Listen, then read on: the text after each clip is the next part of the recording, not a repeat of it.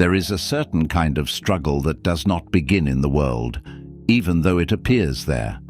It seems to arrive through events, through people, through pressure, through disappointment, through the facts of life pressing against the nervous system. A difficult conversation happens, a plan fails, a door closes, someone says something careless, and the mind immediately begins building meaning around it. Not slowly, not after careful reflection, but almost instantly. It interprets, predicts, remembers, compares, defends, and imagines.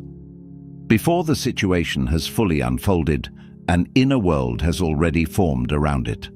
And often, we do not suffer only from what happened. We suffer from the version of reality the mind has created around what happened. This doesn't mean that reality is imaginary. Pain is real. Loss is real. Limitation is real. There are circumstances that cannot be softened by positive thinking or explained away by philosophy. A mature mind does not deny the weight of life, but there is a difference between seeing reality and being swallowed by the mind's reaction to it. The human mind is not a camera that simply records the world as it is. It is more like a living system, constantly selecting, filtering, coloring, and completing the picture. Two people can stand in the same room, hear the same sentence, face the same uncertainty, and experience entirely different worlds. One sees rejection, another sees information. One sees threat, another sees challenge. One sees proof that nothing changes. Another sees a signal that something must be learned. Much of life is lived inside this invisible translation. The outer event may be brief, but the inner interpretation can continue for years. A failure becomes identity. A criticism becomes evidence. A childhood fear becomes an adult expectation. The mind repeats what it has practiced, and over time repetition begins to feel like truth. This is one of the strange features of being human. Familiarity can disguise itself as reality. A person may not believe they are choosing anxiety, resentment, self-doubt, or hesitation, and in the ordinary sense, they are not. These states often arise before conscious choice enters the room, but somewhere beneath the surface, patterns are being reinforced. Thoughts return to the same paths. Emotions rehearse the same conclusions. The inner atmosphere becomes so familiar that the person stops noticing it as an atmosphere at all. To understand the mind, then, is not to become obsessed with controlling every thought. That becomes another form of tension. It is closer to learning how attention works, how emotion narrows perception, how repeated inner speech becomes expectation, and how expectation shapes behavior. Modern neuroscience, ancient philosophy, and ordinary lived experience all seem to meet at this point. What we repeatedly attend to begins to organize us. The Stoics understood this in their own language. Epictetus did not claim that human beings control everything that happens to them. He was more precise than that. He pointed toward the space between event and judgment, the place where suffering often takes its final shape. Today, psychology might speak of conditioning, cognitive patterns, or emotional regulation. Different languages, same territory. And perhaps this is where the nature of struggle begins to change. Not because life becomes easy, and not because the mind can be turned into a perfectly obedient instrument, but because a small separation becomes possible. A person begins to notice that there is the thought, and then there is the one aware of the thought. There is the emotional storm, and then there is the capacity to observe its movement. There is the old pattern, and then there is the possibility, however modest at first, of not feeding it in the same way. This gap may not look dramatic from the outside. Nothing about it needs to be loud. But inside a human life, it can mark the beginning of a different relationship with fear, desire, memory, and circumstance. The mind is always creating, but it is not always creating wisely. It builds worlds from evidence, but also from habit. It protects, but sometimes imprisons. It remembers, but sometimes repeats what no longer belongs to the present. And so the question is not whether the mind will shape experience. It already does. The more honest question is whether that shaping will remain unconscious, inherited from old wounds and surrounding noise, or whether it can slowly become more deliberate, more aligned, more awake to what is real. That is not the end of struggle, but it may be the beginning of never struggling in quite the same way again. The first movement in this journey is to recognize that the mind is never merely sitting in the background, waiting for life to happen. It is active even when we imagine ourselves to be passive. It is arranging memories, assigning meaning, predicting outcomes, preparing defenses, and shaping the emotional tone through which the next moment will be received. This activity is so constant that it becomes difficult to notice. Like the sound of a refrigerator in a room, it disappears because it is always there. But once attention begins to turn inward, a strange discovery appears. Experience is not only what comes toward us, it is also what the mind does with what comes toward us. This is why the same external condition can feel unbearable at one time and manageable at another. The facts may not have changed much. The body may be in the same place. The problem may still exist. The uncertainty may still be unresolved. And yet the inner world can shift enough to change the meaning of everything. A message left unanswered becomes abandonment when the mind is afraid.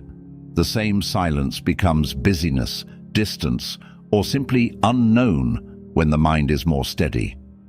A delay becomes failure when the mind has already decided that life is against it. The same delay becomes part of the process when the mind has not surrendered its judgment to fear. The event is not irrelevant, but it is not the whole story. The mind is participating in the creation of the story from the first second. This participation is not always intentional. In fact, most of it happens before conscious thought has time to speak. The brain is designed to predict. It tries to save energy by using old patterns to interpret new situations. This is useful when the pattern fits reality. It becomes costly when yesterday's fear is placed over today's possibility. A person who has been rejected may begin to hear rejection in neutral words. A person who has lived under criticism may begin to criticize themselves before anyone else can. A person who has often failed in public may feel danger in being seen at all. The mind does not do this because it is evil or weak. It does it because it learned at some point that certain interpretations were safer than others.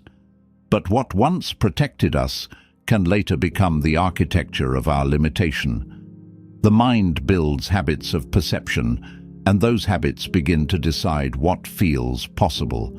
If the inner narrative says again and again that effort is pointless, then even opportunity can appear exhausting.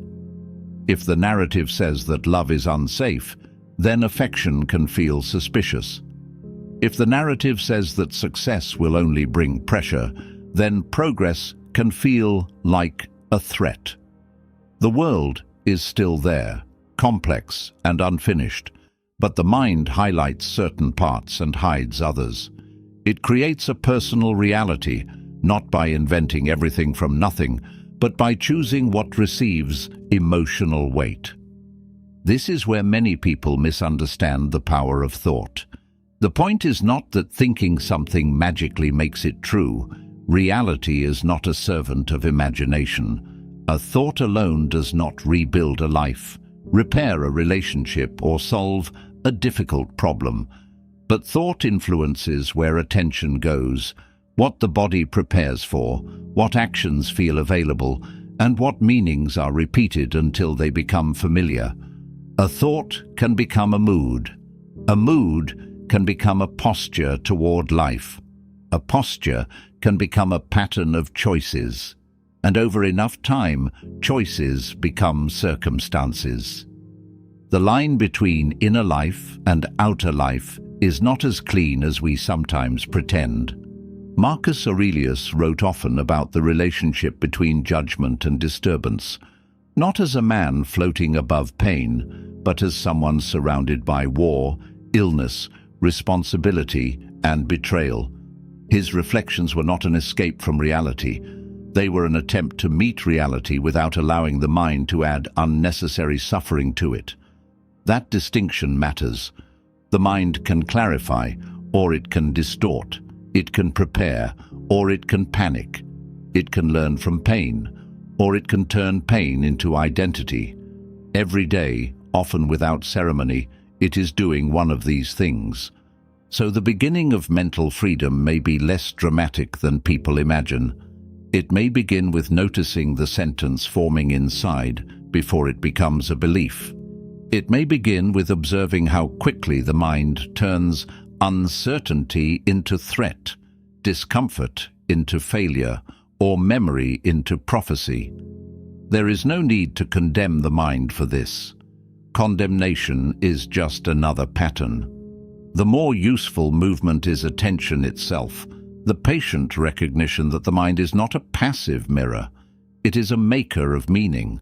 And once that is seen, even briefly, the old spell weakens.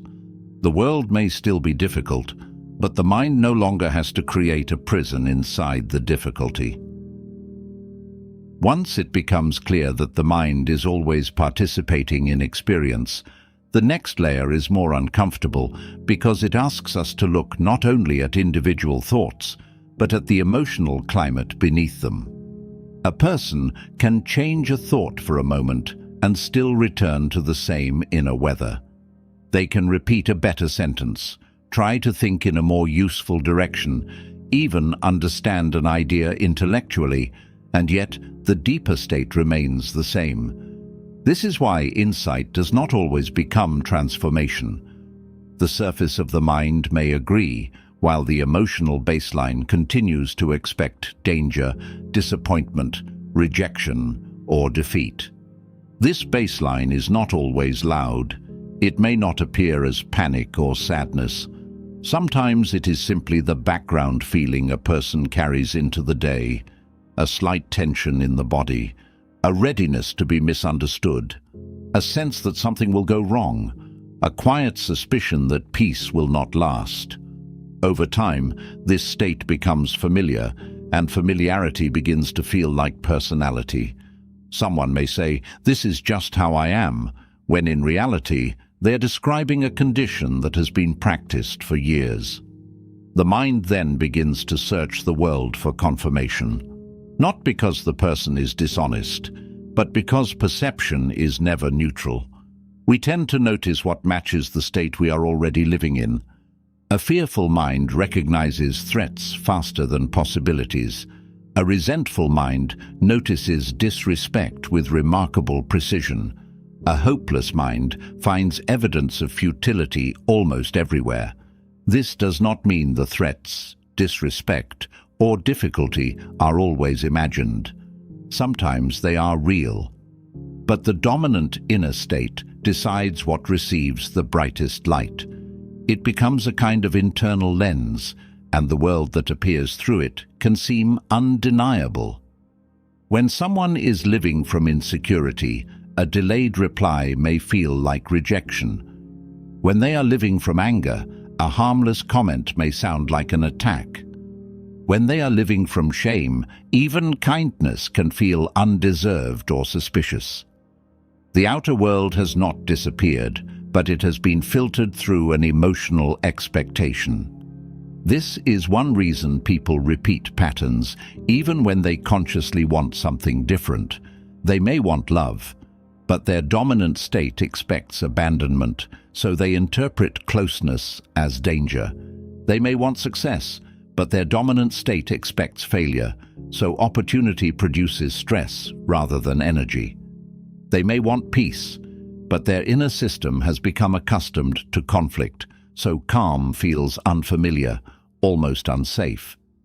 Human beings do not only move toward what they desire, often they move toward what feels emotionally recognizable. And sometimes what feels recognizable is not what is healthy. It is only what has been rehearsed. The body plays a role here as well. Emotions are not just ideas floating in the mind. They live in the nervous system, in breathing, in muscle tension, in the rhythm of attention. A person who has spent years in vigilance may not relax simply because life becomes quieter. The body may continue scanning for problems because scanning has become its way of maintaining control. This is where simple advice fails. Telling someone to just think differently ignores the depth of the pattern. A dominant inner state is not changed by one inspiring sentence. It is changed by repeated experiences of seeing differently, responding differently, and gradually teaching the mind and body that another way of being is possible. The Stoics were careful about this, even if they used a different language. They understood that disturbance was not only caused by events, but by the judgments carried into them. Yet they also practiced daily, because they knew that a judgment repeated long enough becomes reflexive. Seneca wrote as someone familiar with wealth, politics, exile, fear, and moral weakness. His philosophy was not clean theory. It was a long attempt to train the inner life not to be dragged entirely by circumstance. He seemed to understand that the soul, or what we might now call the inner life, takes the shape of what it continually entertains. So the question becomes less about forcing oneself into a constant positive state, which can easily become denial, and more about becoming honest about the state from which life is being perceived. There is a difference between seeing a problem clearly and seeing everything through the expectation of collapse. There is a difference between caution and fear pretending to be intelligence. There is a difference between realism and a wounded mind calling its old conclusions facts. These distinctions are not always easy to make in the moment, but the act of noticing them begins to loosen their authority.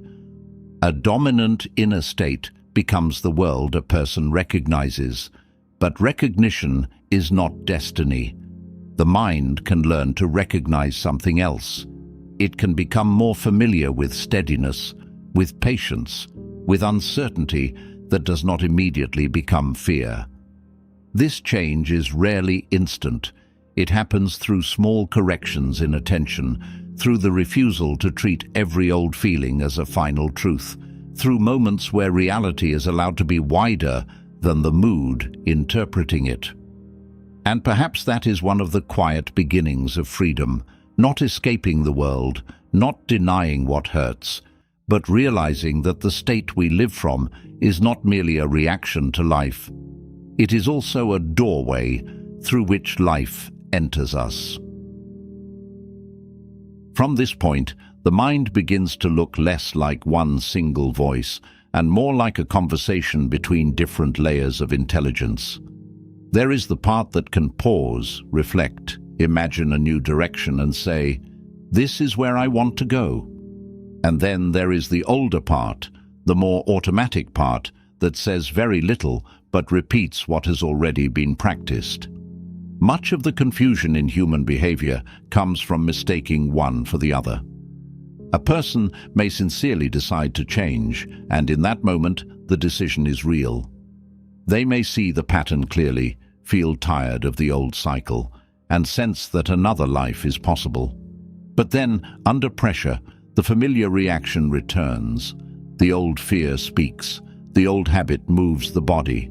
The old interpretation arrives before reason can organize itself, and the person begins to wonder whether their desire to change was false. It was not necessarily false. It may simply have belonged to the choosing mind, while the repeating mind had not yet been retrained. The conscious mind is powerful, but its power is often misunderstood.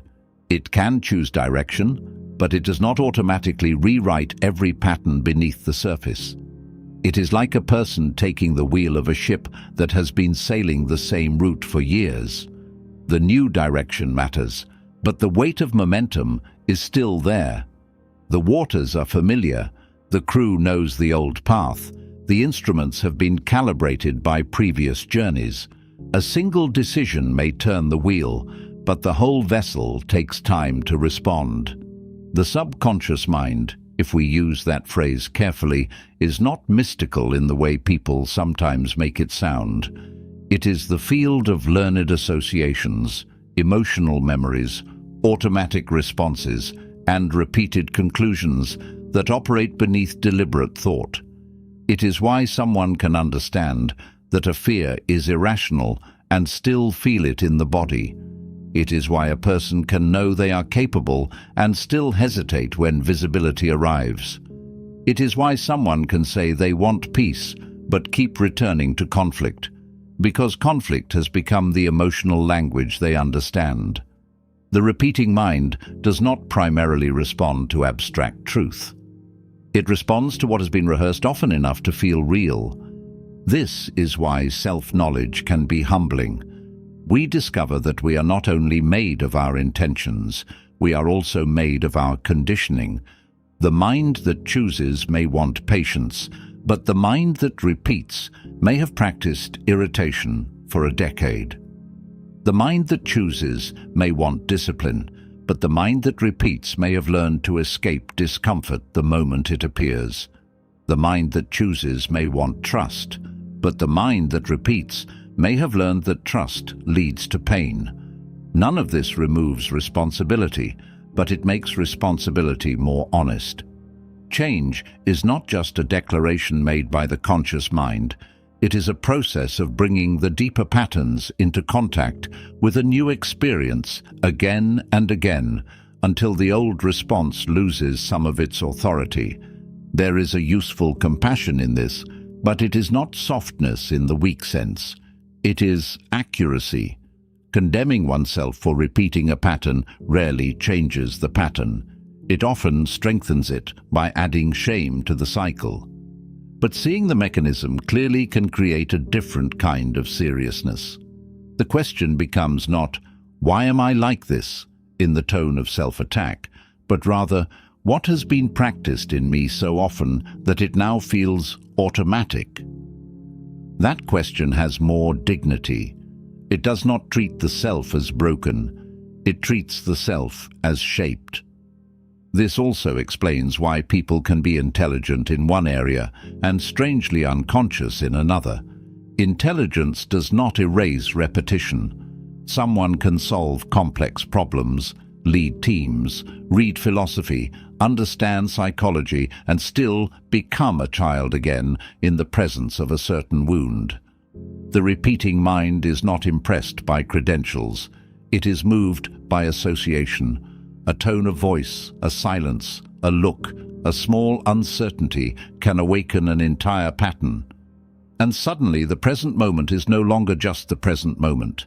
It becomes a doorway into every similar moment that came before. The work, then, is not to destroy the automatic mind. Without it, life would be impossible. We rely on repetition to walk, speak, drive, recognize faces, and move through the world without calculating every gesture. The same system that traps us in old emotional patterns also allows us to become skillful. The question is, what has been given to repetition? If fear has been rehearsed, fear becomes fluent.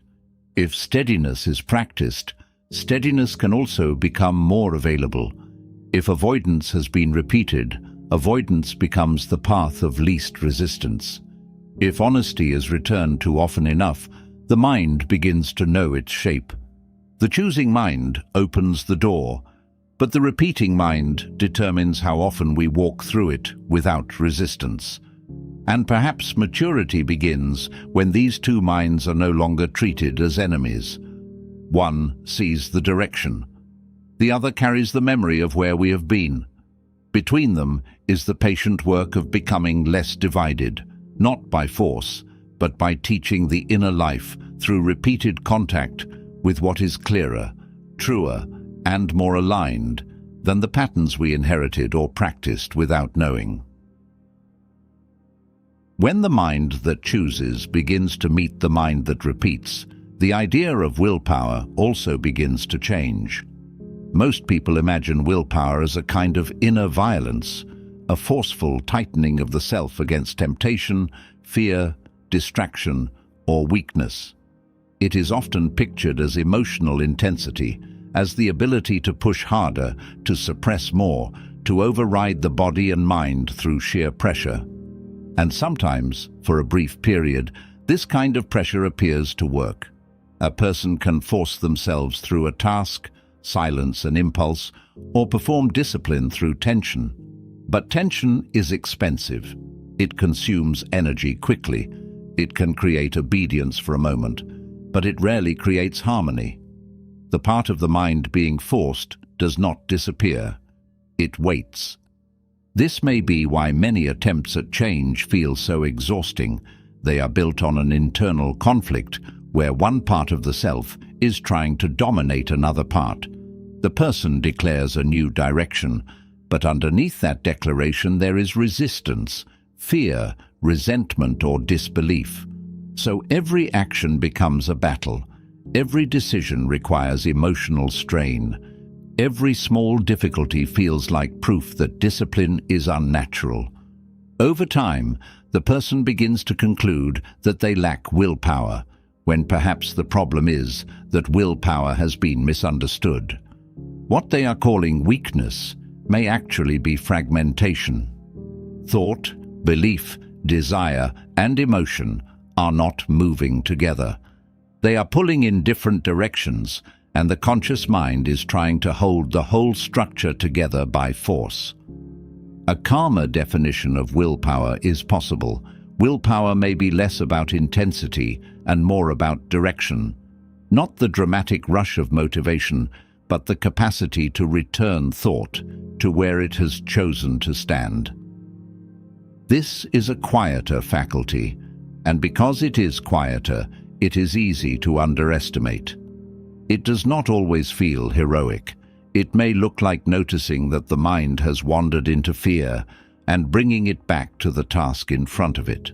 It may look like observing the first movement of self-doubt without allowing it to write the entire story. It may look like refusing to rehearse an old inner argument for the 100th time, not through anger, but through a steadier allegiance to what is useful and true. This kind of will is not cold. It does not require a person to become mechanical or emotionally numb. In fact, it may require a more intimate relationship with emotion, because one has to recognize what is happening without being immediately led by it. A wave of frustration appears, a craving appears, a memory appears. The old identity offers its familiar explanation, and somewhere in that movement there is a chance to direct attention. Not to pretend the wave is not there, and not to hate oneself for feeling it, but to decide whether it deserves to govern the next action. This is a subtle form of freedom. It is not the absence of impulse. It is the ability to relate to impulse without becoming its servant. The Stoics returned to this idea often, though not in the language of modern psychology. For them, the disciplined life was not mainly about external toughness. It was about the governance of attention and judgment.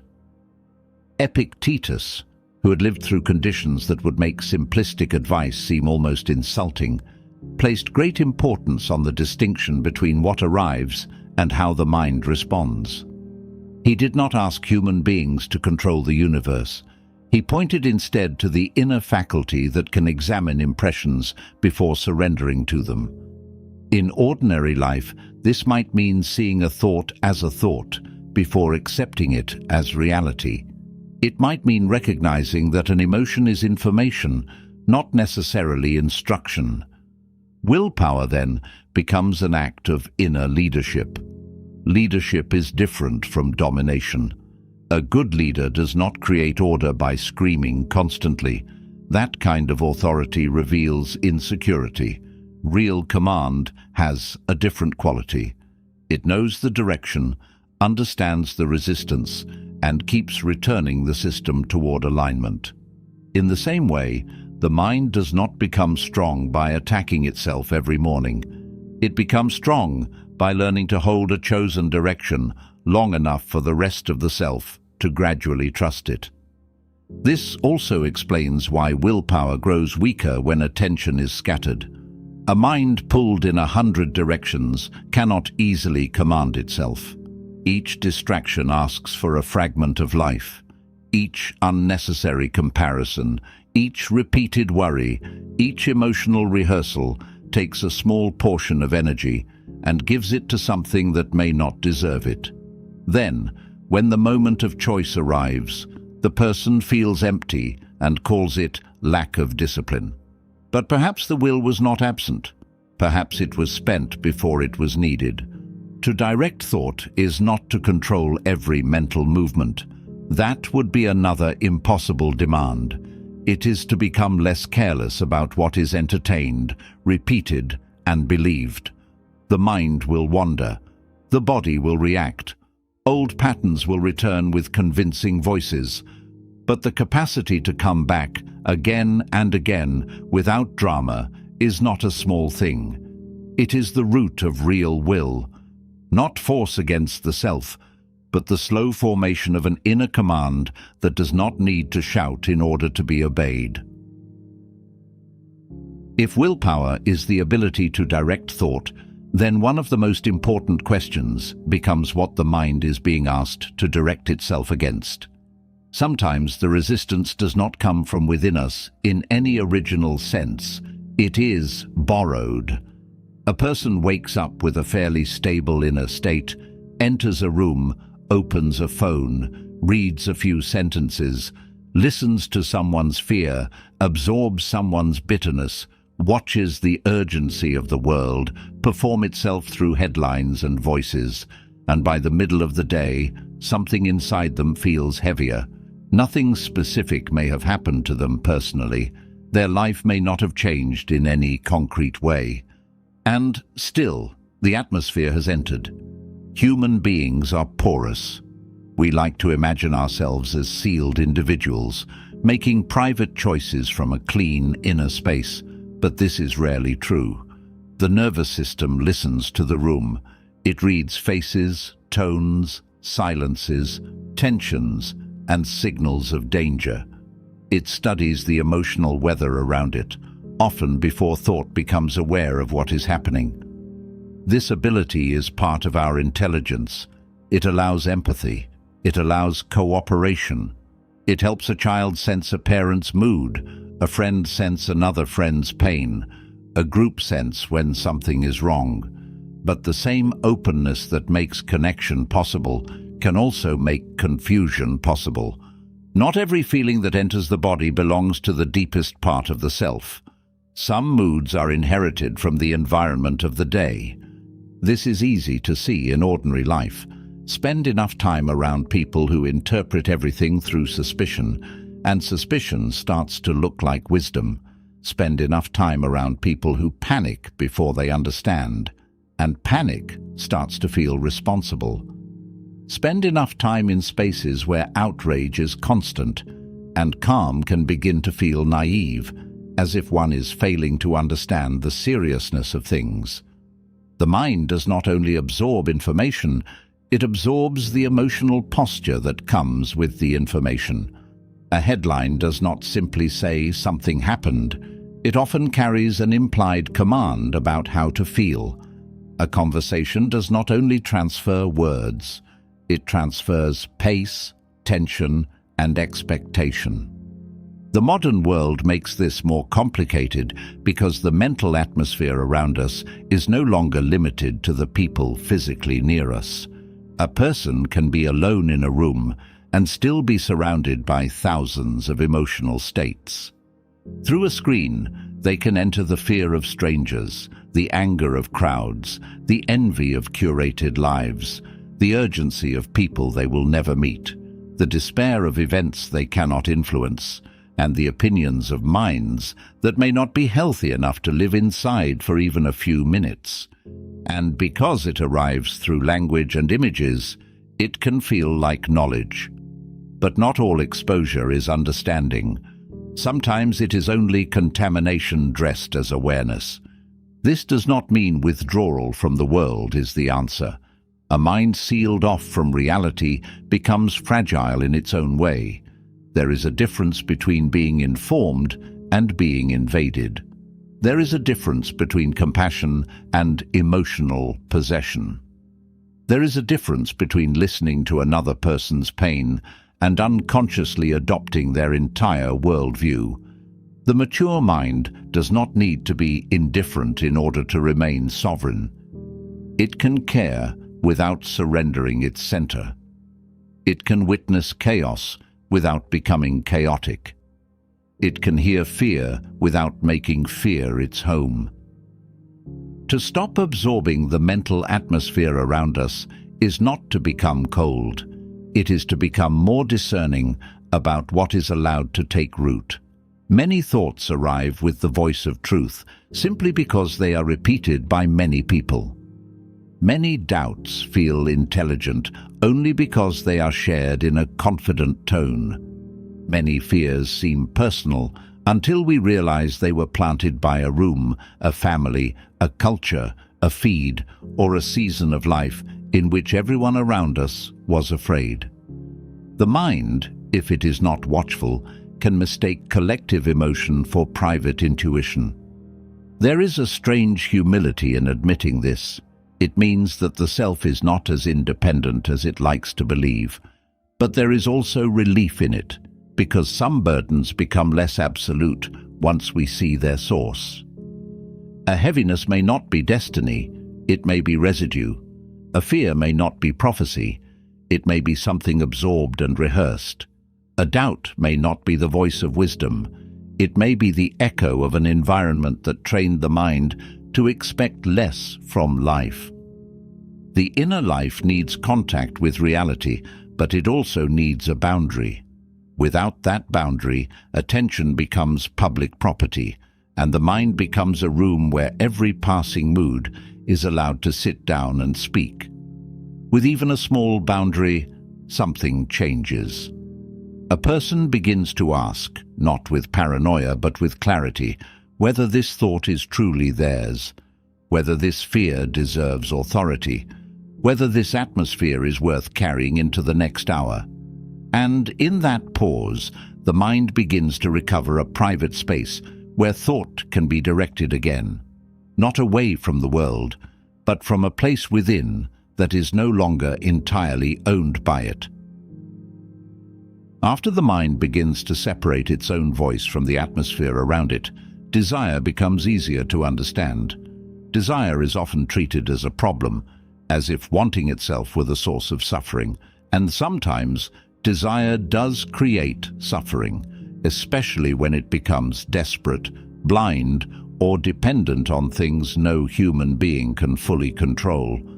But desire is also one of the ways the mind discovers direction. Without desire, life becomes flat. There is no movement toward growth, no reason to endure difficulty, no image of a possible future pulling the present into shape. Desire, at its most basic level, is the mind saying that something matters. The difficulty is that desire alone is not enough. A person can want something intensely and still remain divided inside.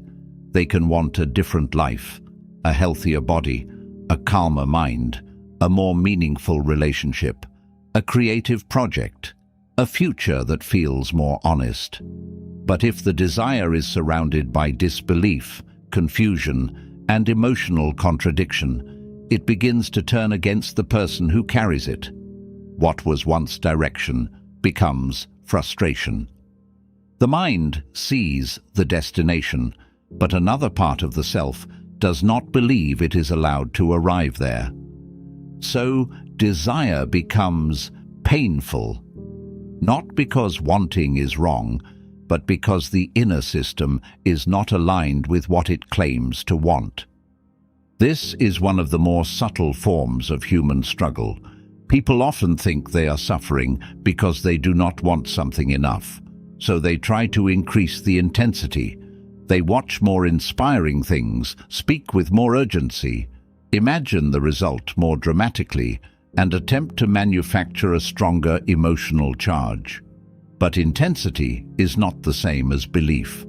A person can be consumed by desire and still expect failure. They can think about the future constantly and still behave as though the past has already decided everything. Desire without belief becomes a form of inner pressure. It keeps pointing toward what could be, while the deeper mind keeps whispering that it will not happen. Belief here does not mean certainty. Certainty is often too much to ask from a life that is uncertain by nature. A more grounded kind of belief is the willingness to act as if the desired direction is possible enough to deserve effort. It is not fantasy. It is not pretending that obstacles are absent. It is a practical trust that movement has meaning even before proof has arrived. This kind of belief gives desire a place to stand. Without it, the mind keeps circling the image of a future it does not truly permit itself to enter. Clarity matters as well, because vague desire can become emotionally expensive. Wanting a better life may be honest, but the mind cannot organize itself around something that remains formless. The subconscious mind, the repeating mind, responds to what is rehearsed with detail and consistency. If the desire is unclear, attention scatters. One day the mind wants peace, the next day recognition, the next day escape, the next day control, and each desire pulls energy in a different direction. The result is not failure in the moral sense, it is diffusion. The inner life becomes full of movement, but not necessarily progress. When desire is clarified, supported by belief, and connected to action, it becomes less dramatic and more useful. It no longer needs to burn wildly in order to matter. It becomes a line of orientation. The person may still feel doubt. They may still encounter delay, fear, and discouragement. But the desire is no longer just an emotional hunger. It becomes part of a structure. Thought begins to return to it. Choices begin to organize around it. The body begins to learn that the future is not only something imagined in moments of longing, but something approached through repeated contact with reality. This is where desire and discipline quietly meet. Discipline without desire can become empty obedience. Desire without discipline can become fantasy. But when they are joined, something more stable appears. Not a guarantee, not a promise that life will yield exactly what is wanted, but a more coherent form of effort. The mind is no longer simply chasing relief from the present. It is participating in the formation of something. There is also a moral dimension to desire that is easy to overlook. Not every desire deserves the same loyalty. Some desires come from envy, some come from fear, some are inherited from the expectations of other people. Some are attempts to repair an old wound through an external achievement. This is why desire has to be examined, not worshipped. The fact that the mind wants something does not automatically make that thing wise. But when a desire survives honest examination, when it is connected to growth rather than escape, to truth rather than performance, it can become a powerful organizing force. Perhaps the mind needs desire in the same way a traveler needs a horizon. The horizon is not something one finally possesses. It gives direction to movement. It helps the present arrange itself around a path.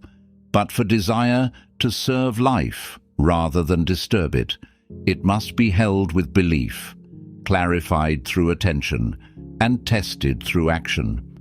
Otherwise, it remains suspended inside the mind as a beautiful source of pain, close enough to imagine, but not yet real enough to walk toward.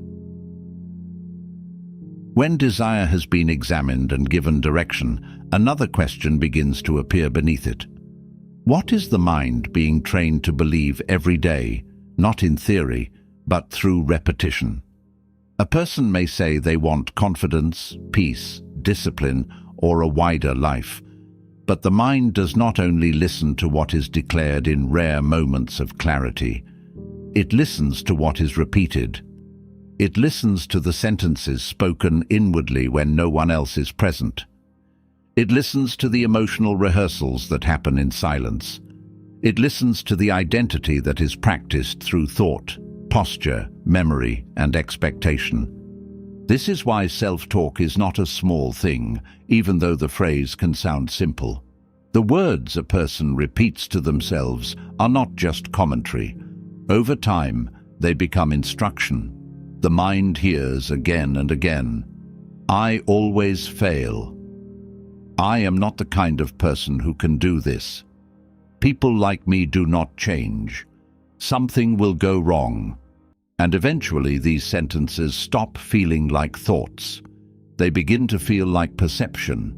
They become part of the lens through which action is judged before it even begins. The person does not merely think the sentence. They live inside the atmosphere it creates. The subconscious mind, or the repeating mind, does not seem to care much whether a sentence is noble, useful, or fair. It cares about repetition, emotion, and familiarity. A thought repeated with enough feeling becomes easier to access. The path becomes worn.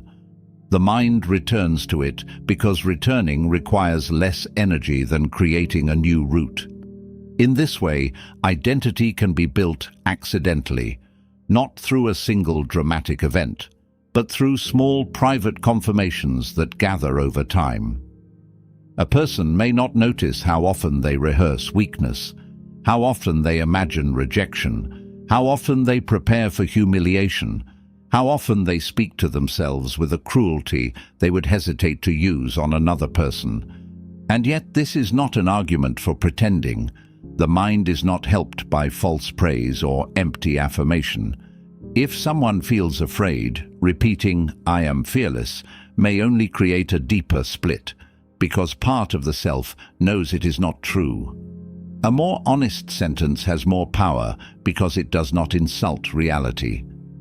I feel fear, but I can still move carefully. This is difficult, but it is not proof that I am incapable. I have repeated this pattern before, but repetition is not destiny. These are not magical phrases. They are more like new grooves cut into the mind through sincerity and practice. The emotional rehearsal matters as much as the words. Many people rehearse failure before they attempt anything. They imagine the embarrassment, the disappointment, the explanation they will have to give, the look on someone's face, the familiar feeling of being proven inadequate. By the time action becomes possible, the body has already lived through the defeat several times. The nervous system responds not only to what is happening, but to what has been vividly imagined. This is one reason anxiety can be so convincing. It gives the body an experience of danger before the danger has arrived, and the body then treats that experience as evidence. But the same mechanism that deepens fear can also be used to build steadier patterns. The mind can rehearse meeting difficulty without collapse. It can imagine speaking honestly without needing perfect control over the outcome. It can return to images of patience, clarity, and persistence until they become more available under pressure. This is not fantasy when it remains connected to action. It is preparation. Athletes, musicians, surgeons, and performers have long understood that repetition in the mind affects repetition in the body. The boundary between inner rehearsal and outer behavior is more porous than it appears. Still, there is a danger in becoming obsessed with the subconscious, as if every hidden pattern must be decoded before life can be lived. That can become another delay. Not every wound needs a name before a new action is possible. Not every thought requires analysis. Sometimes the most important work is simply noticing what is being repeated and asking whether it deserves to continue. The mind becomes what it is fed with consistency. This is not a punishment, it is a principle of learning. A person who repeatedly tells the mind that effort is meaningless should not be surprised when effort begins to feel heavy. A person who repeatedly tells the mind that they are powerless should not be surprised when choice feels distant. But this also means that another training is possible, not instant, not effortless, not clean, but possible. The inner language can become more accurate. The emotional rehearsal can become less destructive. The identity can become less tied to old conclusions. And slowly, the mind begins to recognize a different self, not because it was shouted into existence, but because it was practiced often enough to become familiar. When the subconscious begins to receive new instructions through repeated thought and emotional rehearsal, the next movement is alignment. This word is often used loosely, as if it means feeling good or being perfectly certain. But inner alignment is not constant happiness, and it is not the absence of conflict. It is closer to a reduction of contradiction inside the self. Thought, belief, emotion, and action begin to face the same direction. The person is no longer spending most of their energy arguing against themselves. There may still be fear, but fear is no longer the leader. There may still be doubt, but doubt is no longer allowed to define the entire field of possibility. A divided person can appear busy, ambitious, even disciplined from the outside, while inside there is a hidden exhaustion. One part wants progress. Another part expects punishment for wanting it. One part wants love. Another part prepares for betrayal. One part wants visibility. Another part fears being truly seen. So the person moves forward and backward at the same time. They take action, then sabotage. They commit, then retreat. They desire, then distrust the desire. This kind of inner division creates a strange form of suffering because life becomes not only difficult in itself, but difficult because the self is not cooperating with itself. Alignment changes the quality of effort. It does not remove effort, but it makes effort cleaner. A person who is aligned does not need to chase with the same desperation, because their energy is no longer leaking through constant inner contradiction. They are not trying to convince themselves every hour that the path matters. They are not performing confidence for an audience while negotiating with disbelief in private. Something more settled has begun to form. Their actions may still be small, but the small actions carry the weight of agreement. The mind says yes, the body begins to follow. The emotions gradually learn that the direction is safe enough to support. This is why people who are inwardly aligned often seem powerful without trying to dominate anything. Their power is not loud. It is not the power of constant assertion or visible control. It is the power of coherence. There is less friction between what they value and how they live. Their attention is not easily purchased by every passing opinion. Their desire is not constantly interrupted by the need to be validated. They may still listen, learn, adjust, and admit mistakes, but they do not abandon their center every time the world changes its tone. Chasing, in the psychological sense, often comes from misalignment. A person chases approval when they do not yet believe in the worth of their own direction. They chase certainty when they do not trust their ability to meet uncertainty. They chase outcomes when their identity depends on the result arriving exactly as imagined. Chasing is not the same as effort. Effort can be dignified, patient, and precise. Chasing carries panic. It tries to extract peace from something outside before the inner life has learned how to stand. And because the outside world is unstable, the relief never lasts for long.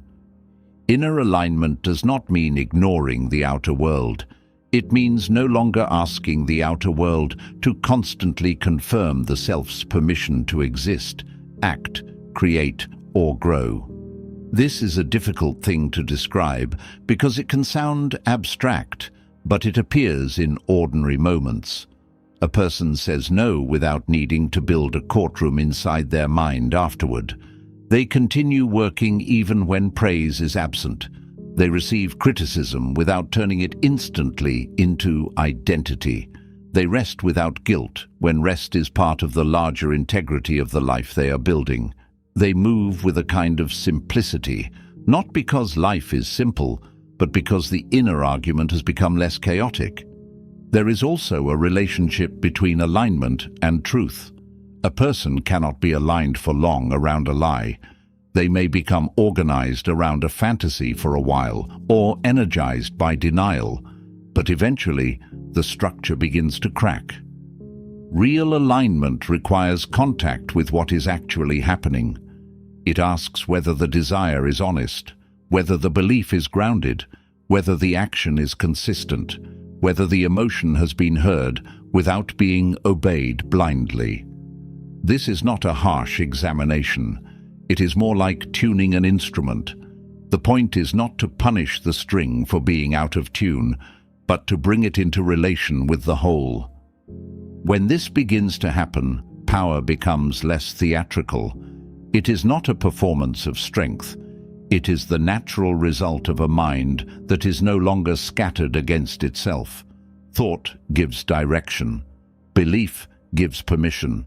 Emotion gives energy. Action gives form. None of these is complete alone, but when they begin to move together, even imperfectly, a human being becomes less easy to pull apart. They no longer need to chase every reflection of themselves in the world, because something within has started to recognize its own shape. Once inner alignment begins to reduce the friction within a person, focus becomes the way that inner order enters the world. Without focus, even a clear desire can remain suspended in the mind, beautiful perhaps, but powerless. Thought may be full of possibility, belief may be growing, emotion may have gathered behind a direction, yet if attention keeps scattering, the energy never collects long enough to change anything.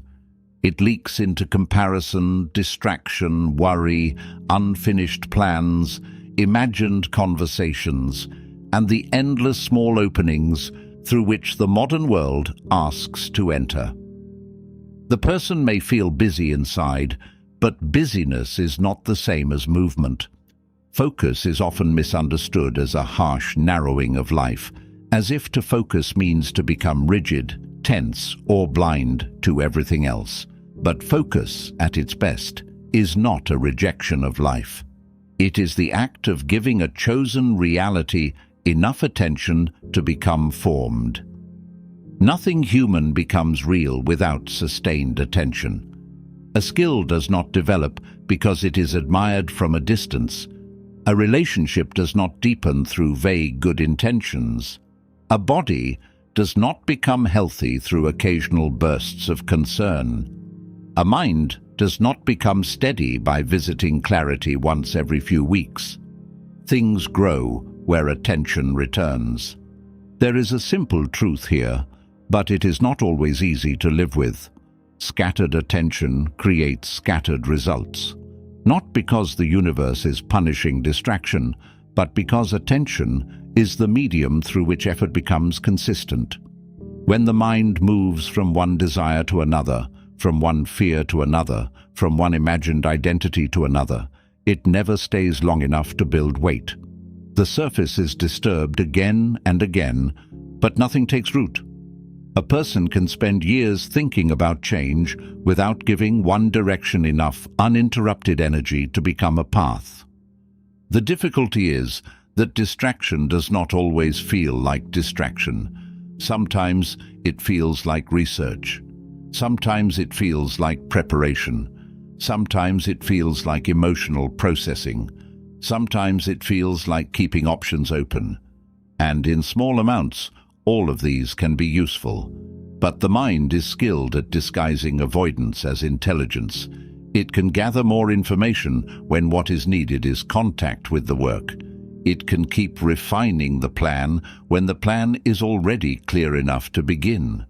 It can search for the right mood, the right timing, the right certainty, when the deeper issue is that focus would require the self to meet reality without the protection of endless possibility. Focus turns mental energy into real change because it limits escape. It asks the mind to remain with the object long enough to encounter resistance, boredom, imperfection, and the unromantic texture of progress. In imagination, everything can remain clean. The future self is disciplined, calm, admired, complete. But focus brings the imagined life into friction with the actual day. It reveals what one really believes, how quickly attention runs, how the body reacts when the work becomes ordinary, how easily the mind reaches for relief. This can be uncomfortable, but it is also honest. Focus is where fantasy is tested and, if it survives, slowly made practical. There is a neurological side to this, but it can be said simply.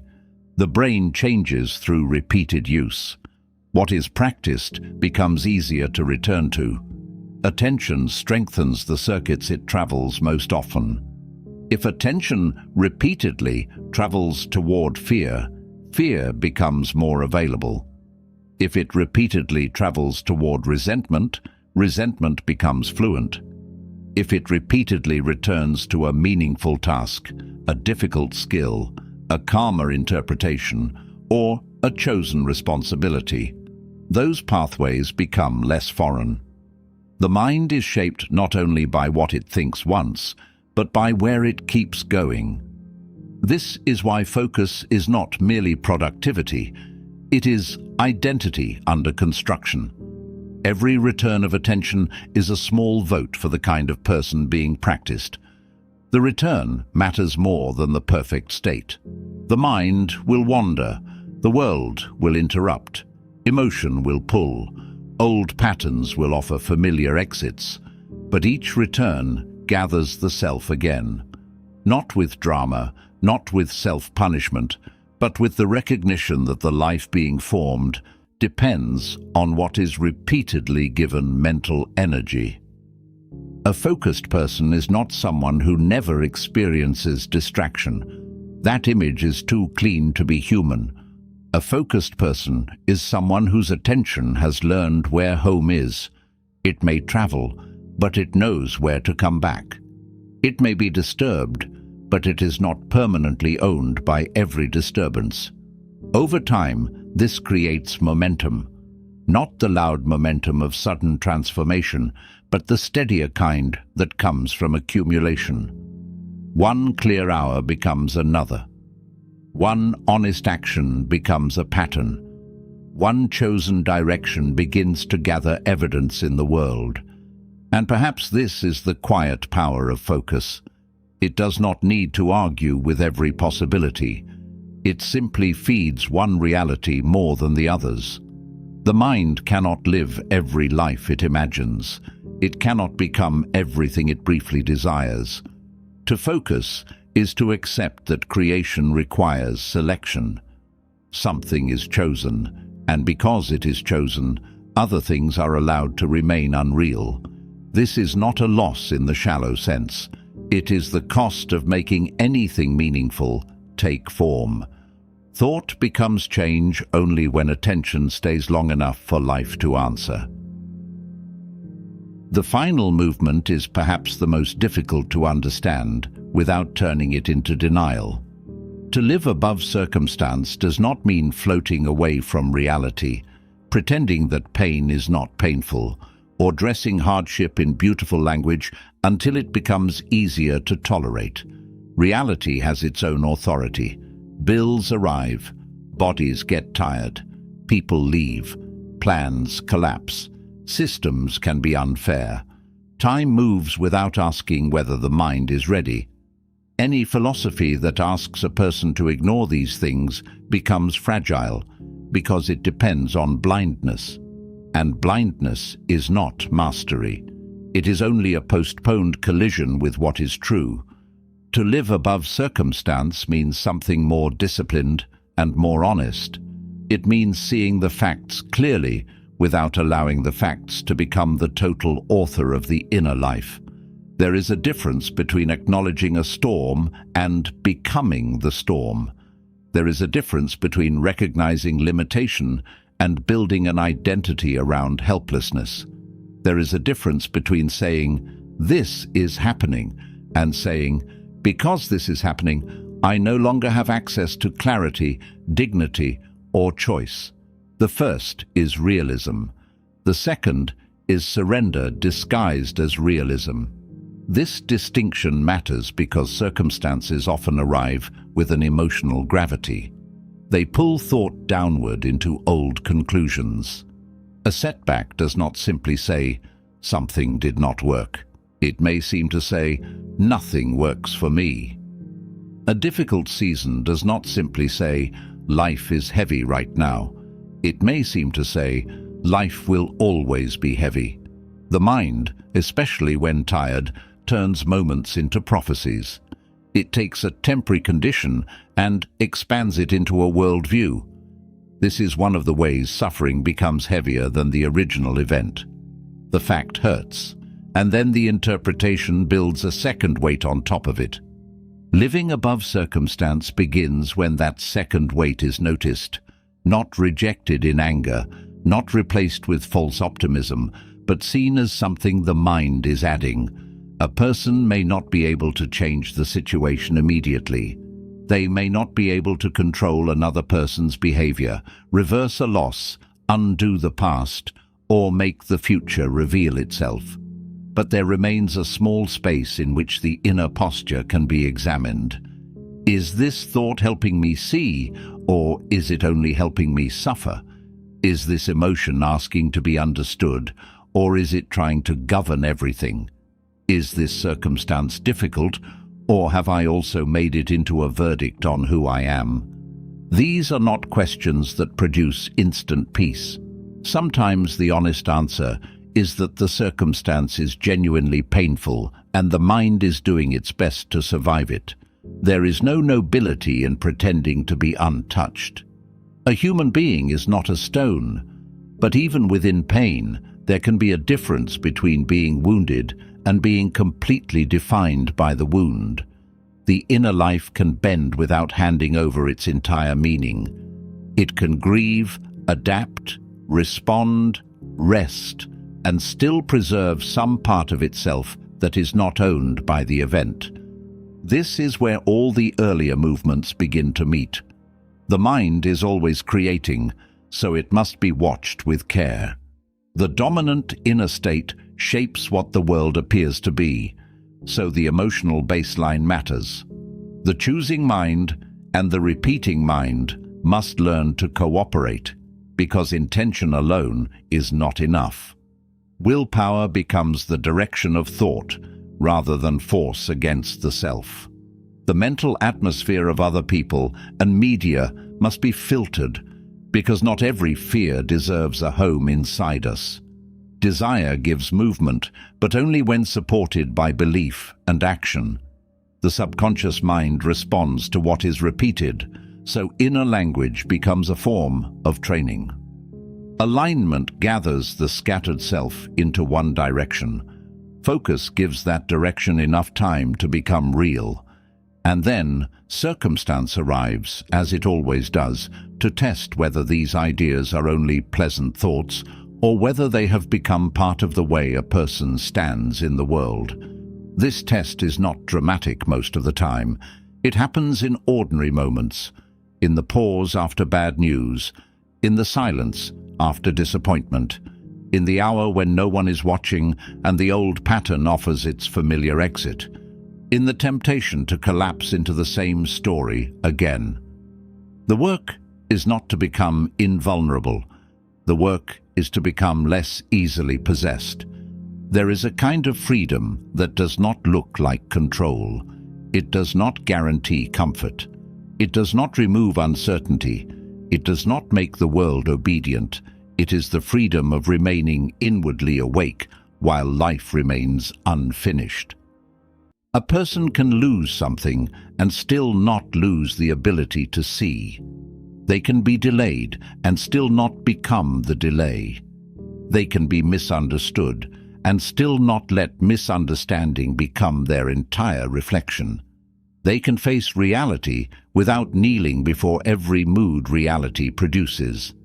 This is not a final achievement. It is more like a relationship that must be renewed. The mind will still create stories. Old emotional states will still return. The subconscious will still repeat what has not yet been fully retrained. Focus will still break. Alignment will still be challenged. Circumstances will still arrive with force. But perhaps the struggle changes when a person no longer believes every movement of the mind is truth, no longer mistakes every emotion for instruction, no longer lets the outside world enter without passing through awareness. To never struggle the same way again does not mean to never struggle. That would be too simple and probably not human. It means that struggle is no longer completely unconscious. It means pain may still come, but it does not automatically become identity. Fear may still speak, but it does not always receive the final word. Circumstance may still press against life, but it does not have to occupy the entire inner world. And maybe that is where this reflection should end, not with an answer, but with a quieter possibility. The world may continue to be uncertain, demanding, and at times painfully indifferent. But inside that world, the mind can begin to relate to itself differently. It can learn what it has been creating. It can notice what it has been repeating. It can recover attention from the noise around it. It can choose, return, and begin again. Not as an escape from reality, but as a more honest participation in it. And perhaps the deepest change is not that life becomes lighter all at once, but that the person carrying it is no longer carrying so many invisible chains made by the mind itself.